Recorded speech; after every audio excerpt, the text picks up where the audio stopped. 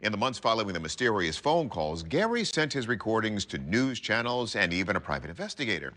But no one could identify what or who was calling. So can this case finally be cracked? Our experts answer the call. First, we asked military aviation expert Tim McMillan whether Gary could really have been contacted by the men in black. Is Gary some drink in there? Nothing that I hear in the calls is suggestive of the men in black. My first impression is that the caller on the other line is actually using a pre-recorded message in its replies, because there doesn't seem to be the back and forth flow you would expect from any kind of conversation. How long am I going to be back from Texas? That question doesn't make any sense. By the other voice. Okay. We took Gary's recordings to forensic audio analyst Dr. Rob Maher, and it turns out McMillan's instinct was spot on. The interesting thing about the call is several of the utterances are repeated 4 or 5 times during that conversation, and they're not just repeated word for word, they're identical. So how long are you going to be back from Texas? So how long are you going to be back from Texas?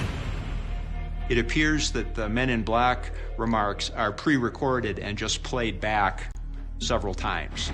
Beware government interference. I took the alleged men in black voice and played it back at a faster rate, which restored the voice quality to what I would consider a normal speaking voice, normal pace of utterance, and normal pitch. So how long are you going to be back from Texas? So how long are you going to be back from Texas? Sound familiar? The voice quality is very reminiscent of Gary's voice.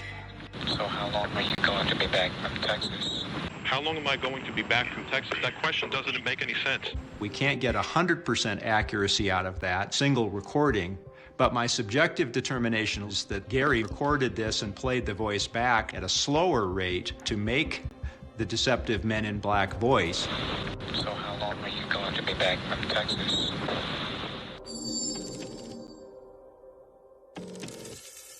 Unfortunately, voice comparison is not an exact science. Without more evidence, we can only say this is a possible hoax. We asked Gary for comment, and he insisted his tapes are authentic. But what do your ears tell you? Who do you believe?